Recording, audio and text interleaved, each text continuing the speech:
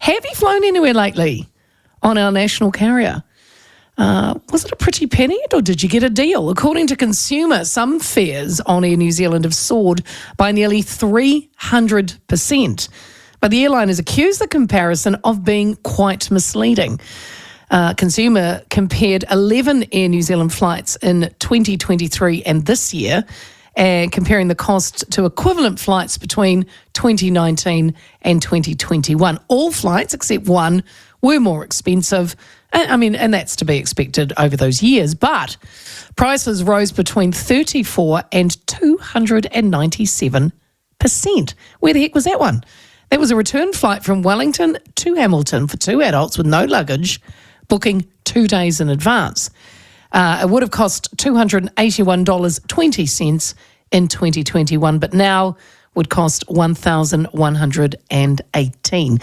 Now, Air New Zealand's head of domestic, Scott Carr, said it was really disappointing to see such comparisons made and quite misleading, stating, if you take 2021, we were in the middle of a pandemic, we had closed international borders, we were trying to restart our business, trying to fill empty flights and get people travelling again. Carr admits fares were up 22% on average fares across the domestic network, but was quick to point out that Air New Zealand's costs have also gone up, he says, by 42%. So, all those numbers rattling around. Joining me now is aviation commentator Irene King. Irene, lovely to have you back on the show. Not an issue. Lovely to be here. Now, there are some pretty big jumps quoted by Consumer, and Air New Zealand believes it's misleading. What do you think? Yes, this old story of are we comparing apples with apples or apples with pears? Yeah. And I suspect Air New Zealand would say it's apples with pears, and Consumer would say apples with apples. Both could be right in a crazy sort of way. In that, you know, we book according to the internet now, and what fares sit in front of us on the internet. And, the internet's our friend, and we choose, and not the airline. So the airline puts a price offering out there, and if we go, no, we don't like it, and their aircraft's not full, then they reduce the fares, and they can reduce the fares very quickly.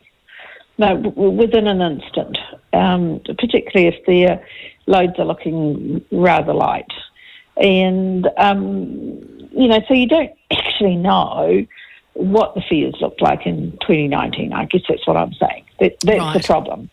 Yeah. Okay, yeah. Well, costs have gone up. For everyone, we get that. But you yourself recently, Irene, said that increasing fares may have a negative impact on the airline's performance, and that customers, there is a limit to what they will pay, correct? Absolutely. Yep, absolutely. Yep, airfares are what economists call very elastic type pricing arrangement. So if we say, no, we're not going to travel, then the airfares come down. If we say, oh, yeah, no, we can afford it, we'll go anyway, then, we pay what's on offer. That's what the problem is. I suppose the problem, though, too, Irene, is the smaller regions, the one, the Gisbornes and maybe Napier and pick them all, only Air New Zealand can get to. So that's where they have it over us. Like you could say, yeah, well, sure, just don't fly, or go somewhere else. We can't. We can't pick another airline for the smaller services. Yeah, no, absolutely. I mean, it's not the airline. Another airline that's a comparator here, it's a family car, and so we choose to use the family car if we go at all.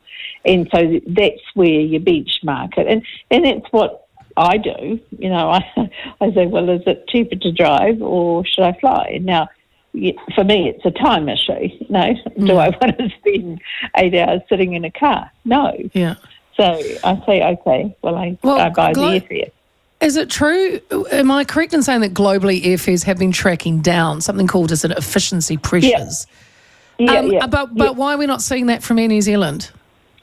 Well, one is the big macro long-term trend, and definitely in the long term, the airfares have been on the continuously downward track. I'm talking 25 years here. Right. What we're seeing is some little blips at the moment where, we've got some capacity constraint problems in the New Zealand market with about a quarter of the New Zealand fleet grounded. So, we haven't got as much capacity floating around. And, we've got also a situation where, we've literally blossomed out of COVID and everyone wanted to travel. Now, there's a bit more resistance coming. Most of us have said, well, okay, no, don't like that airfare, so I'm not going to go. But what you are seeing, and I think this is a really important indicator, we're starting to see what I call Briscoe's marketing coming back into the aviation sector. And that's, 50% discounts always appear on Monday morning, up to the Pacific. So you start to be trained, I'm going to look for the 50% discount. I'm not going to buy my ticket overseas, I'm talking here. It's not so much domestically in New Zealand, but overseas. I'm not going to buy my ticket until I see that Briscoe's price appear, and then I'm going to go for it. Can we discuss something quickly, Irene, that I caught my eye? I saw it last night, actually. In a world first, Indigo, which is India's biggest airline, from next month will allow female flyers to book seats next to other women if they don't want to sit next to a man. Now, you're going to be able to check the gender of the flyer sitting next to you prior to booking. However, it doesn't apply to men. Sorry, blokes, you don't get to choose your seatmate. So what do you make of this? Well, it's very innovative, isn't it? I mean, on the one hand, I think, great, and I mean, there are all sorts of people that you don't like sitting next to for lots of different reasons, but let's pick on men, because that's a good thing for a woman to do. But who's going to declare, is a man going to declare that he's a man? Well, that's right. I thought of that as well. I mean, how can you know that it could be a man identifying as a woman nowadays? Who knows? Well, I suspect in India it may not be as such a problem, but the point is that no one has to declare their sex when they buy a ticket.